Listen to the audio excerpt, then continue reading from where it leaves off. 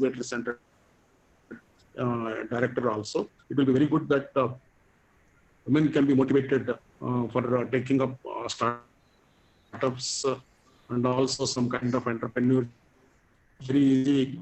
It will be very important to understand how it's going to be useful to the women entrepreneurs of Mizoram, because Mizoram is one of the place where women plays a crucial role in developing various entrepreneurial activities, and many women household, they start household programs, and also they run the family headed business, and women plays a very important role in Mizoram. So it will be very pertinent topic to Mizoram, and I congratulate IT department, and also I thank wholeheartedly accepting our invitation and sharing our experiences with the students, scholars, and teachers, and also outside.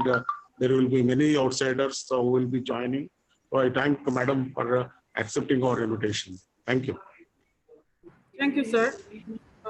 Our honorable VC has been very supportive and continuously feeding and motivating the academic community of Mizoram University with valuable information, even in our ordeal during this unprecedented pandemic. Thank you, sir.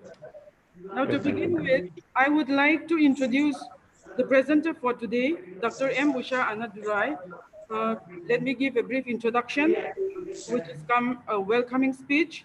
Dr. M. Usha held a wide range of leadership positions, including principal, senior dean, and director in several educational institutions. She has over 30 years of research, teaching, and consulting experience across the institutions in Anna University, Tamil Nadu. She is also involved in professional activities and served as the CSI, which is Society of India's Salem chapter, and acted as session chair in many international Science and Technology journal published by Mizoram University. It's a UGC approved journal and associated editor of research. It is published by investigator for project Women Technology and Agri BPO, which is funded by Department of Science and Technology from 2016 to 2019. In fact, it is due to this project, Women Technology Park, that I chanced last year when I was applying for the same. I Googled, got her LinkedIn profile, to which I will always be grateful for her kindness and support. Thank you, ma'am. She also served as a member of visiting team for National Board of Accreditation, which accredits the technical programs courses such as engineering and management programs, and has been an evaluator of project proposals for grant of funds. She is a life member of CSI and ISTE, Indian Society for Technical Education, and a member of IEEE and ACM. She is currently an independent consultant and a mentor who enjoys contributing to the development of institutions, faculty members, and students. She has over 100 articles published, plus forthcoming in different peer-reviewed journals and conferences, and authored a couple of books. She also had 2 patents published, among other achievements such as Best Woman Engineer Award in 2015 October by Institutions of Engineers, India in Salem chapter. Vanakkam, ma'am. Vanakkam. Ladies and gentlemen, please welcome Dr. M. Usha. Ma'am, the screen is now yours. Thank you. Vanakkam, Shibile. Good morning.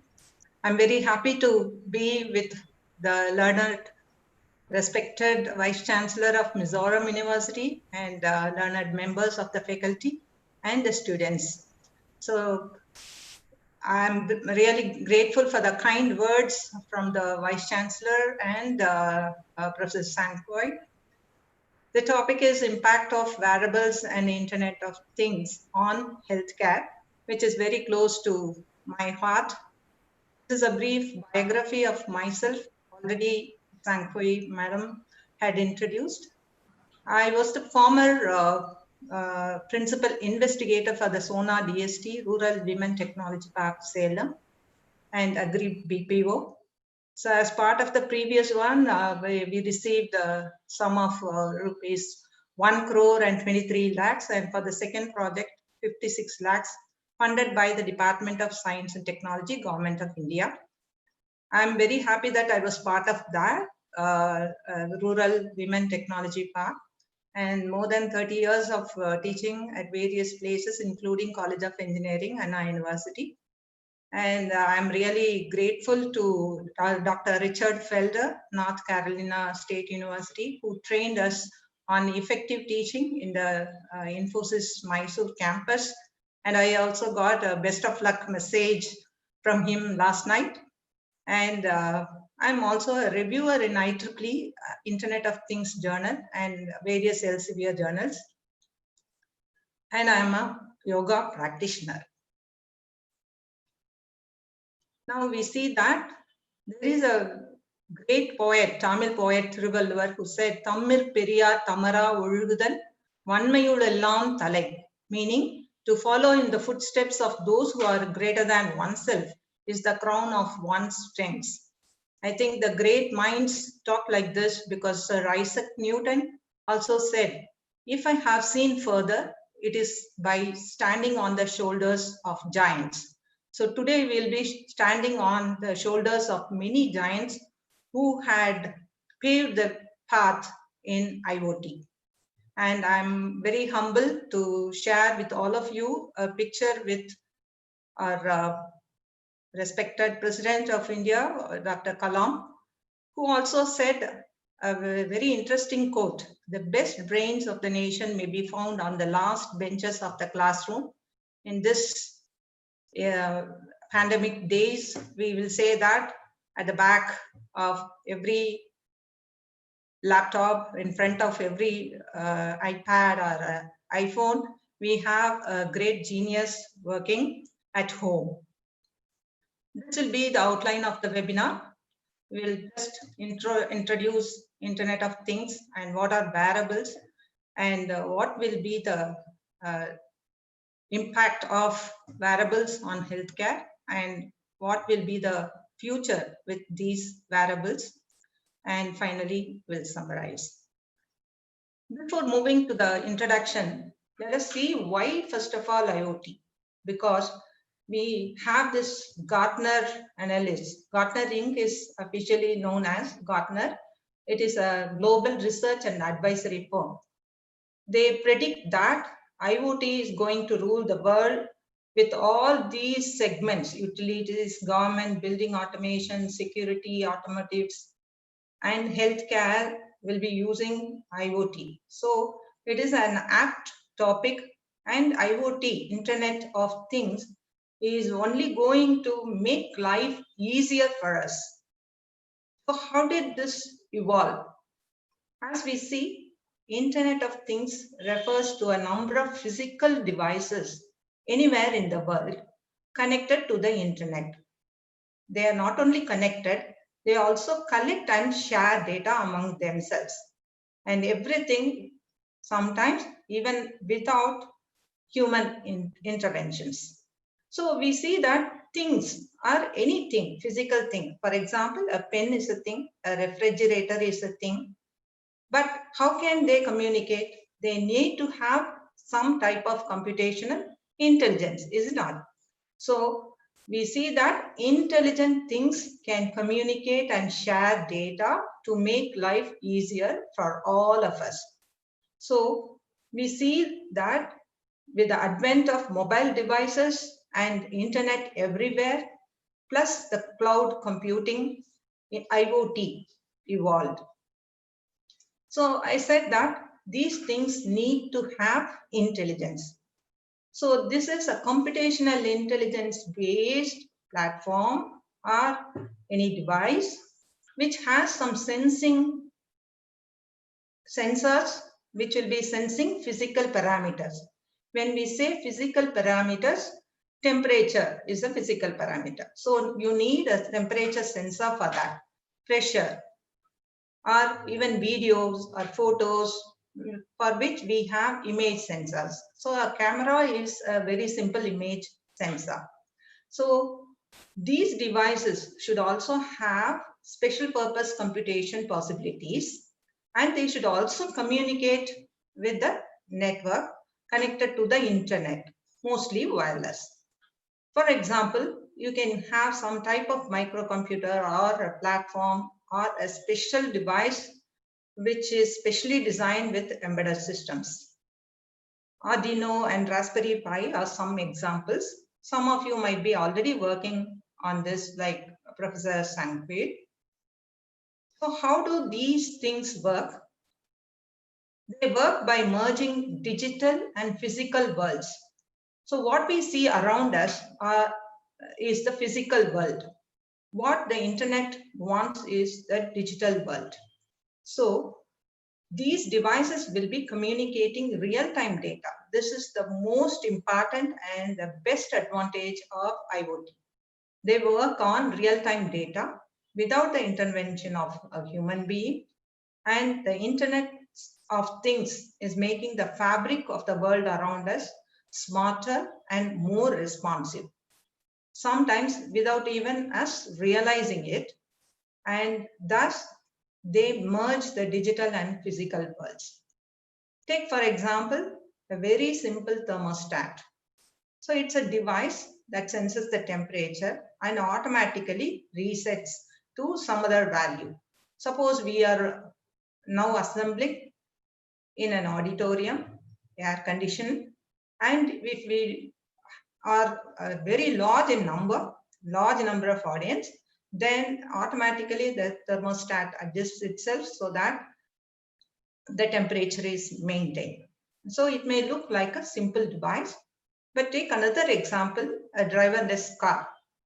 A car is a thing, we understand that, and it is intelligent, but the picture also shows that there are so many things inside that thing, and everything connects to every other thing also. That means communication takes place among themselves and with other cars, for example. So connected cars, connected with other cars also, are connected to a central authority. We see that this term, Internet of Things, is very much fascinating, but we also see that it was started in even 80s and 90s, starting with a very simple example of RFID, radio frequency identification. But Kevin Ashton is the person who coined the term Internet of Things in the year 1999. And we see that very expensive RFID is not needed anymore, because the technology and less expensive devices made IoT possible everywhere. And when we say intelligent thing, they need to be identified. So one thing like my pen or my Fitbit, the fitness tracker, need to connect to the internet. We all know that we connect to the internet with the IP address, Internet Protocol address. So the same thing with the advent of IPv6, we have 340 trillion addresses. They say even every sand on the beach can have an IP address. This is really fascinating, is it not? Because each thing should say, hey, I'm A, or I'm the pen, or I'm the refrigerator in your home. So everything needs to have its own unique IP address, which is possible. And what we see here are two pictures. One is a simple band, wristband, which is our exercise tracker. And on the right hand side, we see some electronics. So whatever we see as a nicely interfaced device is nothing but some electronics inside it. Another example is IoT for consumers. So many of you must be aware of this. You are playing music, or getting information, or setting timers using smart speakers like this. What we see on the left hand side is the smart speaker. On the other hand, you can have a complex security system also, which can have camera sensors, which monitors your inside of your home or outside the home. And it enables us to talk to even visitors. We are sitting inside our home. We can see the person standing outside without opening the gate. We should be able to do. Or the IoT itself takes the picture and alerts somebody. Suppose I have something like set so that it alerts the neighbors also, seeing some miscreants outside my home. That is also possible without even me intervening. But what we see here is they also make life easier for me, but these are not wearables. So what are wearables? Wearables are nothing but wearable technology devices or wearable gadgets, what we wear on us. So a wristband, a jewelry, all these are wearables. So wearable is a category of technology devices that can be owned by a consumer or a patient. They often include tracking information related to our health and fitness, and they have usually a set of small sensors and technology to monitor the wearer's motion or vital statistics depending on the use case. They should be able to take photos and sync with mobile devices if needed. So it can talk to your smartphone, which is already connected to the internet, and it can inform people. Where do these wearables fit? Wearables fit in every application, especially sports and healthcare. The common examples are smart jewelry, smart rings, smart wristbands, watches, smart watches, and pins. And these devices definitely have a bright future in healthcare because, as I already mentioned, they monitor our vital information. What is our heart rate now? Whether our gait is properly done and all that. We will be seeing this gait monitoring in a while.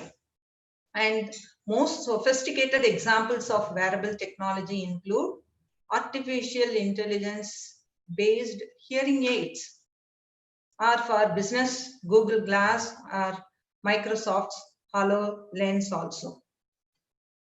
So we see that now we are combining these two terms, wearables and IoT. So a wearable IoT device such as a smartwatch or fitness tracker is normally used for very simple functions like checking the time and tracking exercise activities, or they can even go for personal computing for the patients, especially monitoring patients who suffer from chronic diseases. So we see that now from wearable technology for business and information seeking, the wearables come into healthcare also. The tech analyst Gartner says utilities will be the first function or the largest function which will be using IoT. And next comes security devices, then building automation.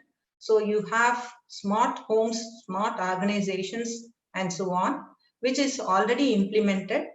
So I listened to a person from Cognizant. He was informing us how in New Delhi, they had a smart organization which simply rented out the parking lot to the public. So building automation is coming up very well. And of course, connected cars, automotives. And the fifth largest will be healthcare. So healthcare will definitely be using wearable IoTs in the near future. Another analyst corporation, International Data Corporation, gives the market intelligence like this. By 2025, it is estimated that there will be more than 21 billion IoT devices. And in the 5-year period, healthcare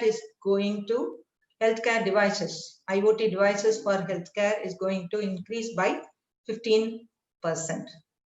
So we see that we have a strong base. The analysts have already tracked and they have told us that IoT is going to be used in medical field. Let us now look into some of the use cases and what are the benefits out of this. The first and foremost I'll take is the rural healthcare. We know that even today, some remote villages are not connected and some do not have hospitals. So how can we have the rural healthcare done? It can be done through IoT. So every person needs to simply wear a wristband or a hip band or whatever device is advised. And so the doctors in the hospitals, the medical practitioners or surgeons can monitor this, or even the caretakers will be monitoring their vital information. The second one is remote patient monitoring. Even in urban cities, we have patients who do not like to go to the hospital. So leave alone this pandemic days where we are under lockdown, we are not supposed to move out of the houses. But the elders normally, when we interact with them, they say that they do not want to go to the hospital. And in fact, the doctors encourage them and remotely monitor the vital information of the patients.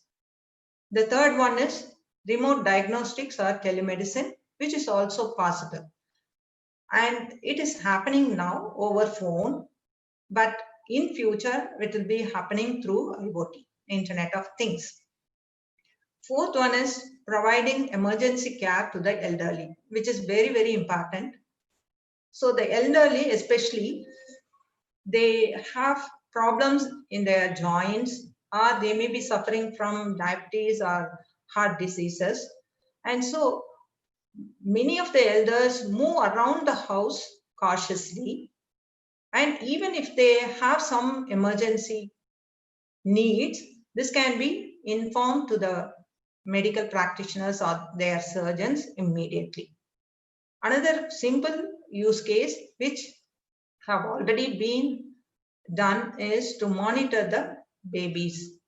So when the babies sleep, how we can monitor, or simply we can set the devices in such a way that whenever there is an event happening, like the baby making some motions like this, so in that case there will be an alarm given to the father or mother or even to the babysitter. So these are some of the use cases. Some other use case which we have already worked on, we will cover in the later slides. And what are the benefits out of this? As I have explained, the quality of experience for patients. This is very, very important. So these days, we are always talking about quality of life, quality of experience. So the patients are being monitored, are even diagnosed, are given assessment and assistance in their home surroundings itself, which will definitely improve their quality of life and quality of experience. And the second one is cost of healthcare gets reduced. So instead of commuting to the hospitals or to the clinics, they get a treatment or advice in their home settings. And even for the hospitals, it reduces cost. How is it done?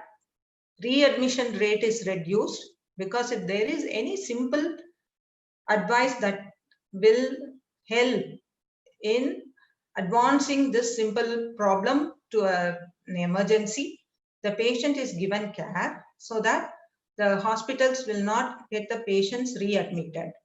Especially in countries like the US, where the hospitals are given penalty for readmission, high readmission rate. This will be very, very helpful. So it is helping the healthcare providers as well as the patients.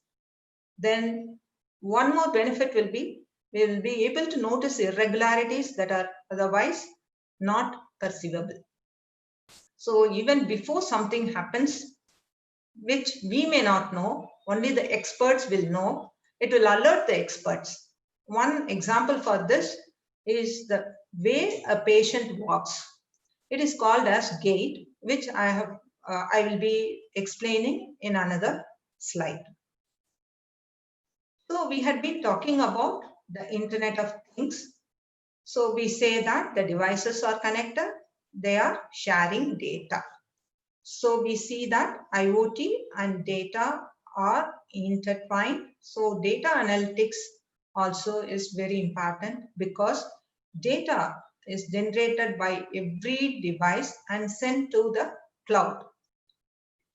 So most of these data created by the IoT devices are by videos. So we always watch videos. We know how much data it occupies. So we see that video surveillance is the first function that generates maximum number of data, but also medical data and industrial data will also follow because they also have a large number of data or big data. So we see that medical wearables are here and they generate data. They need to communicate and they are connected to the internet. Let us take some wearables in healthcare. Suppose I have a non-invasive wristband, which is nothing but an IoT thermometer. So it is non-invasive, sensor-based. It simply monitors my temperature. If the temperature exceeds certain threshold, then it will immediately inform me, my caregiver, and my surgeon, something like that. So now we introduce a new term, Internet of Medical Things, IOMT. So this term is coined and it has been in the use to monitor the vitals. We have so many data now, and so we can have many devices connected to us. We see in this picture, thanks to Hansen et al., we have a smartphone, a thigh band, an ankle band, an arm band, and so on. So all these devices get connected to the internet through the person's smartphone. So either we can have a specialized embedded device, or we can have the smartphone working as the nodal point to inform the authorities or the providers through the internet. So now look at impact of wearable IoT in healthcare today. We always had smartphones, which are very much pervasive. We use them anywhere, anytime, and through IoT. The first few functions for which these had been used were identification and security. So you might have seen in many hospitals a band that is owned by the patients to identify them from others. It is not a simple color identification. It has a chip. So if the patient walks out of the hospital, it immediately informs the security. So the wearable bracelet, all right? So for identification and security, now it is being used for healthcare also. And health and fitness oriented wearable devices, again and again, we see these, especially in fitness related or fitness oriented wearable devices. They offer the biometric measurements. What are these parameters? It can be your heart rate, perspiration levels, or even complex measurements like our oxygen levels in the bloodstream. So we often hear many stories like this, real-time stories. So during COVID-19, how a surgeon used an oximeter to inform his wife, right? So that if the oxygen level goes down, then definitely we will know whether we need to get admitted into the hospital. So the difference here is that I see the oximeter, I inform another person. Instead, if I have a wearable IoT oximeter, which monitors my oxygen levels, then it can inform the persons that I have indicated. So as simple as that. Even while sleeping, I need not worry. So it will automatically inform others because it is connected. And the next one is tracking body temperature. Of course. So these days we hear that body temperature is a vital indication. So if I have a cold or a flu, then immediately inform others automatically. So far we had seen what are wearables, how they are used in healthcare. Now, as computer engineers, we need to know what are the technology enablers for IoT. How is this possible at all? So we see that these are connected, these devices are connected to the internet. How we get connected to the internet? Through normal, our Wi-Fi, 4G, 5G, and so on. Bluetooth low energy is another option.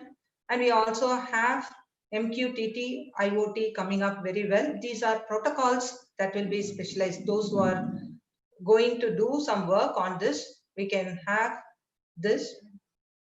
And Zigbee are our normal satellite cellular connections. And in addition to that, cloud computing and edge computing are the greatest enablers for IoT. To begin with, the IoT data are collected in cloud, and then they used to send the treatment advice or any other actionable data from the cloud. Now we are moving to edge computing. In fact, we met a company recently which is seeking for people who can work on edge and machine learning together. So we see that the connection is possible. Now, how are the devices communicating? Is there only one central control? Need not be. The devices can connect to one another, or they can connect to a smartphone. For example, in your home, if there is a patient with some disorder like migraine, it's a very simple one, but the patient suffers a lot. The patient doesn't want to see bright light. So when the problem occurs, then automatically the windows can close, blocking light from the windows, something like that. Or to see some funny examples, if you are dancing, okay, if your heart rate is very high, the music can automatically be switched to a soothing music type. So could the wearable devices interact with other wearables in a crowd? Possible. So crowd sensing is possible, or to a central authority. So all the devices from the crowd get connected to a central authority, and the central authority get the information. Suppose I have in a village some 100 homes, and everybody wears a simple thermometer wristband. Then I get the temperature level of all these people, and suddenly if there seems to be an increase in more than 50 people's temperature, then definitely this will be very, very useful. So this slide shows some interesting use cases, wearable IoT in healthcare. The first one is providing to the elderly through their gait monitoring. So which allows the patient-centered healthcare. This is very important. So we see that it gives quality of life, quality of experience to the patient. So what we designed was a hip band and shoes. The shoes had soles with electronics, similar to what the other shoe companies are making. That is for fitness, but this will monitor through their pressure, the variation in pressure, and how the people start walking. So this itself is a very big science. The gait gives accurate measurements of the patient's health to the experts. So the data is not used by the patient or the assistant, but it will give vital information to the surgeons or the medical practitioner. So we see that now having all these electronics, so wearing this will be somewhat cumbersome, but when we interacted with people, they said that it is better than going to a clinic and walking there, and especially when they have to walk a long way and climb stairs, etc. Or in rural areas where they do not have enough facilities and they have to commute through a longer distance. And another interesting use case was how this can be done combined with artificial intelligence. Now we can use machine learning based balance monitoring and fall prevention. So the greatest fear among the elderly is the fear of falling, because people do not want to get themselves in a stage where they are dependent on others. So they are very careful. In spite of that, there are simple indications which the experts know that the patient is having some tendency, first of all, and their gait and their balance are different from day one, and so the data will tell. So what we see here is that we can tell so much of, we can get so much of insight from the data. So we see that artificial intelligence along with IoT will be helping people in a better way, and this will be the future. And we see another interesting use case given by Rami et al. They say IOMT has opened digital transformation of home-based diabetic foot care. They say 60% of diabetic patients suffer from what is known as diabetic foot ulcer. So how the foot care can be given in home setting itself, because we see that the patients are advised to follow certain instructions. They do that. In spite of that, or due to some untoward falling or something, if this happens, it's going to cost them in a very big way, health-wise as well as financially. So how IOMT can be used for home-based diabetic foot care? This they have experimented. The picture shows that there is this way IOMT can be getting connected to the cloud and to the healthcare provider. So we can have health sensors. So usually we have pressure sensors. These days we have pressure sensors available in India for a very inexpensive pressure sensors can be bought in the market. I have also given this as a reference, so interested audience can go through this. It's a very good survey and they have given their conclusions in a nicer way.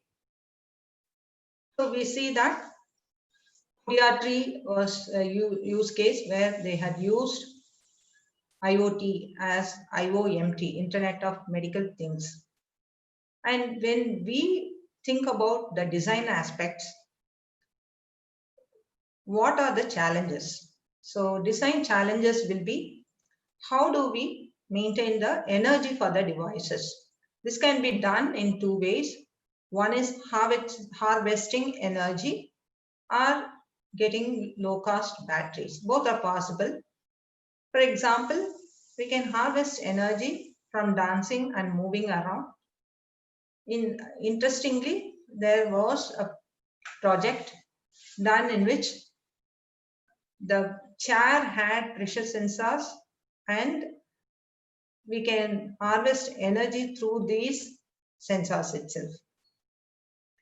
And low cost battery will be very, very useful. So these days, off-the-shelf IoT devices come with low-cost battery, especially for watches, armbands, and similar wearable devices.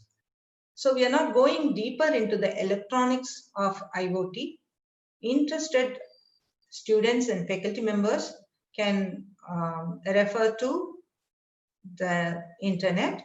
There is one interesting Coursera course by Professor Ian Harris of University of California, Irvine, Introduction to the Internet of Things and Embedded Systems, which is very interesting and easy to follow. So we say, okay, data is generated by IOMT. Is it too big? Yes, definitely. IDC calculates that within 5 years of IoT gadgets will be creating 79.4 zettabytes of data. So we see that in future, IOMT will be generating more and more data. So this also gives us the concerns, another challenge, privacy and security. So at present, we need to depend on the providers for the privacy and security concerns.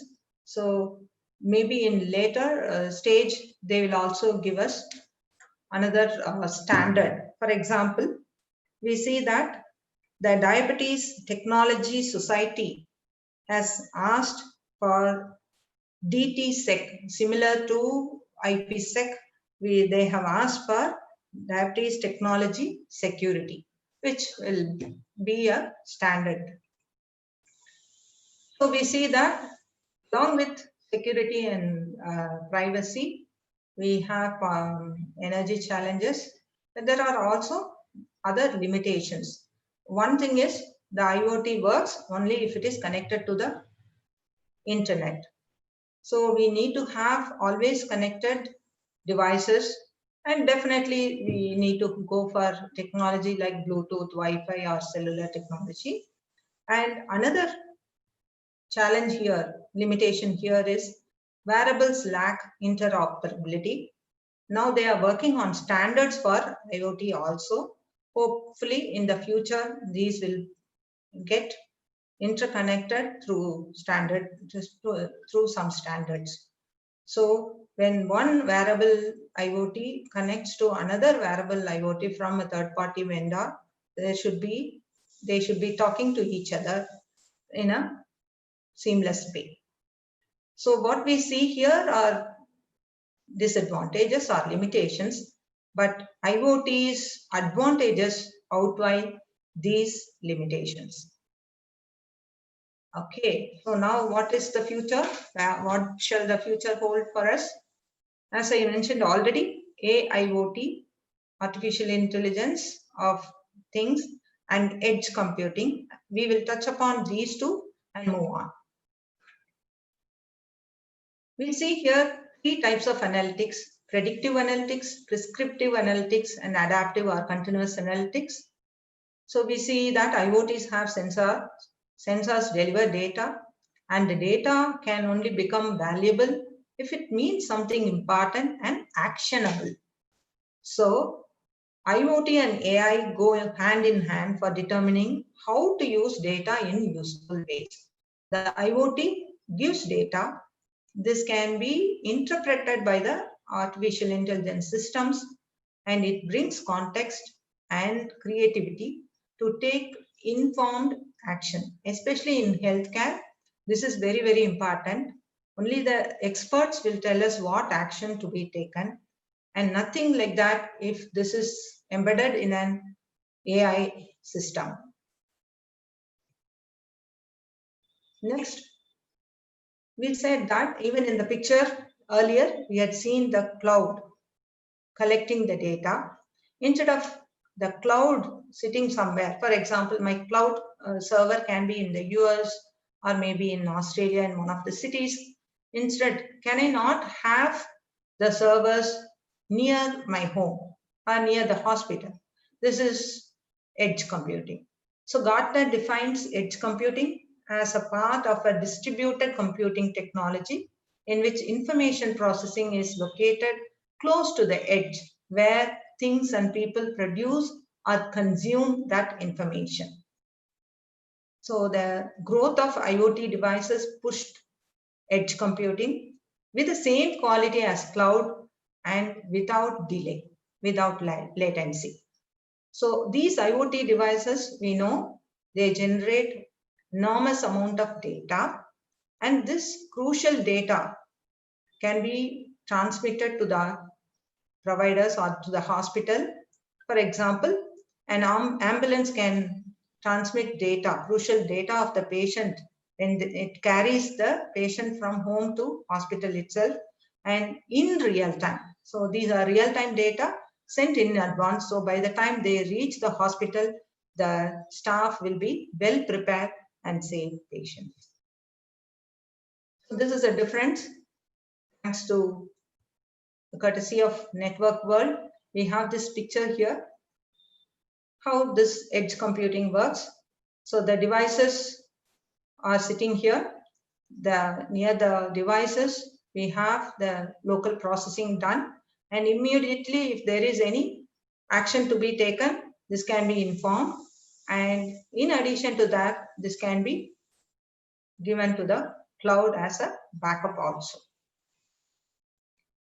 So we see that wearable IoT, edge, and healthcare, these merge in the management of diseases, especially for the quality of life and quality of experience of patients, caregivers, and their providers. And we see that at-home care will allow continuous monitoring of these patients, especially for chronic diseases.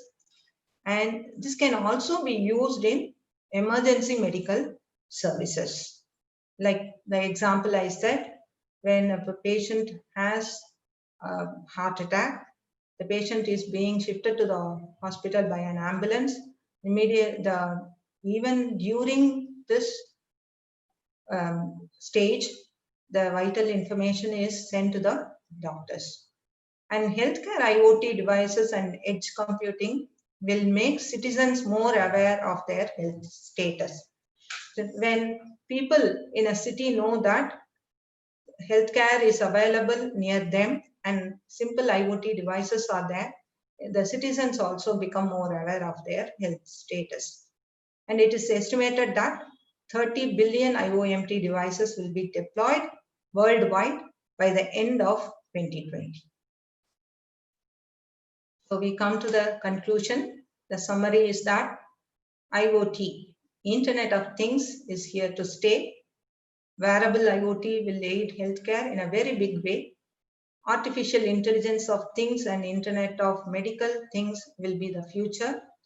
And definitely IoT throws ample opportunities for us, information technologists and computer engineers. These are some of the references. I told about this use case. So this is the dramatic improvement in care for the lower extremity complications of diabetes. So they have given a beautiful survey on this. And those who want to work on edge computing, some of these blogs will be available. Thank you, Colin E. This is my email ID. And those who want to get connected to me through LinkedIn, this is my address. Thanks so much. Thanks again to the Vice Chancellor of Mizoram University, and thanks, Professor Sankri. Thank you so much, ma'am. There are some questions which I will just mention it to you here. If you have the time to answer to them, ma'am. Yes. If we have time to answer. So I will just mention here the first question, which is coming from Danish Refa. How Internet of Things is different from artificial intelligence? Okay. So here we talk about devices, hardware devices, Internet of Things. All right. So these are intelligent devices. All right. But artificial intelligence, when you take deep I see learning. the presentation comments. Excellent presentation like that. These things I will see. Yeah. Because no, to see the candidates. Yeah. It's something like a feedback. Feedback.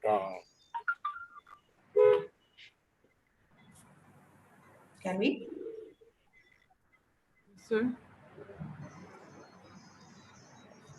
Okay.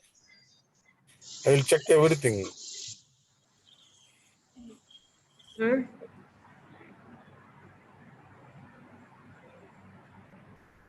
Vice Chancellor, sir.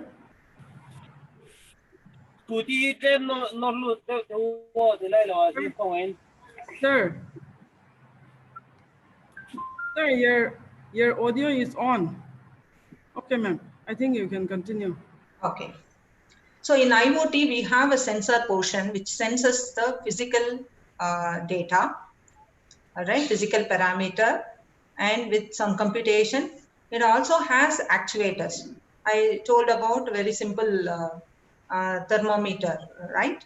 So it simply says sends information to that. When we connect this to artificial intelligence, nothing like that. So AI will aid IoT. In a very simple basic term, IoT refers to a device connected to the internet. It has sensing portion. It has also actuation portion.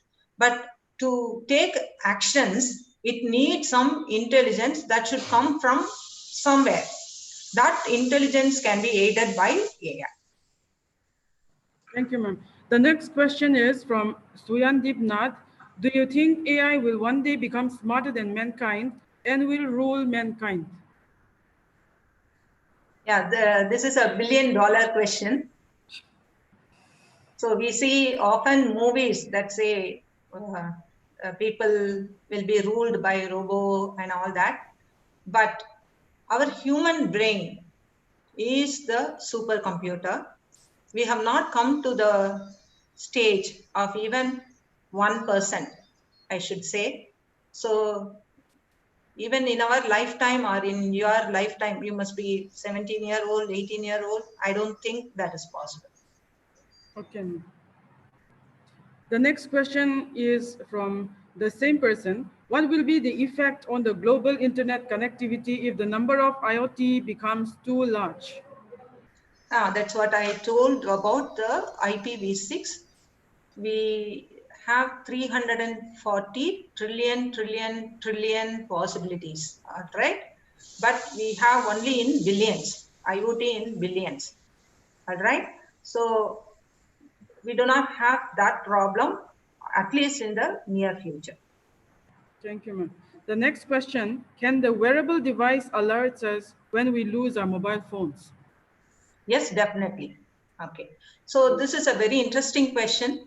If you have an app that will also work along with your IoT, so your IoT as well as your smartphone, they talk to each other and you have some sort of alert, that is also possible. Okay, ma'am. The next question, what all health, this is from Akash Saraswat, what all health parameters can be accessed by using wearable devices? Okay, I think Akash is asking about the physical parameters.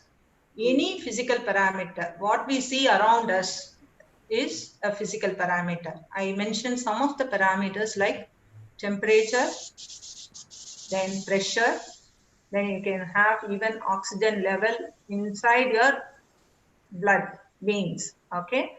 But these devices are non-invasive, so you can have any physical parameter. If only have an interface, we can now sense any physical parameter.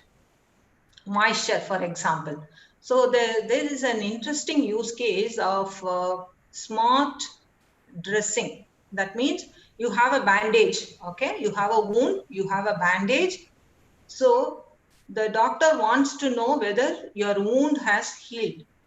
How does the doctor know? You go, the nurse helps the doctor, they open the dressing, they see inside whether it is healed or not.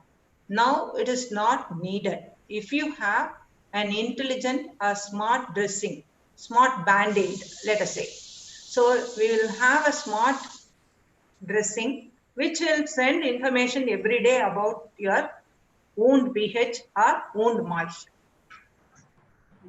Thank you, ma'am. The next question, or the last question, is coming from Silal and Kima. If a patient is wearing all these wearables and his information is all piled up on the internet, how can we ensure the security and privacy of the patient? This is a very good question. This is a challenge. Now we all own a phone, okay? So we have a phone, we have so many apps installed, and we know that all these companies are using our data because we go to the terms and conditions, whether we read it or not, we immediately click I agree, right? The same way the providers will also give this, and because it is my health data, I'm more cautious. So the government will also enforce policies for this. Otherwise, your data is trusted with some third party and it is going to be with them. We hear stories about even very big companies, mobile companies, where data breaches had occurred. So this is a very big challenge and people are working on that. Okay, ma'am. One more question which I have seen, which may be Sure. of interest here before we wind up. This is coming from Dr. Anu Devi. What are the role of IoT in corona treatment? Very nice question. So I mentioned that. So in corona treatment, what we see is you might be seeing how the temperature is being taken. So they have the digital thermometer, okay, but the person operates it, okay. So in this case, it is being operated by a person. So the human intervention is needed. But in future, we can have IoT devices which will monitor your temperature, will automatically send information to the corporation authorities, to the central hospitals, to the government. So it plays a very important role in e-governance also. But at present, I don't think this is being done. If I come to know, definitely please send me this question through email. I will reply. Thank you. Thank you so much, ma'am. So, so before we wind up, I would like to say a few words, a sort of word of thanks for this session. Before that, I would just love to mention these two sentences. One of the very few upsides of COVID-19 is the endless kindness people have shown towards one another. We are deeply touched in our hearts by the stories of humans being kind amidst the COVID-19 because in the end, only kindness matters. So after which I will be giving a vote of thanks. I deem it a great honor to propose a vote of thanks to all those who have helped us in making this webinar a resounding success. I would like to thank our distinguished speaker, Dr. M. Usha, for making excellent presentations and making the webinar interesting and meaningful. Thank you so much, ma'am. Rombo Nandri. I would like to express a profound gratitude to our Honorable Vice Chancellor, Professor K.R.S. Sambasiva Rao, for his continuous support and motivation even in our times of the pandemic. Thank you, sir. I would also like to thank all my dedicated colleagues for their moral support and guidance. And I also take this opportunity to place on record my deep appreciation to Mr. Suraj for the perfect technical support and guidance he has extended to all of us. Finally, to all the participants, we thank you for being with us today. It has been a pleasure. Thank you all so much. Stay safe, stay fit. Thank you. Thank you.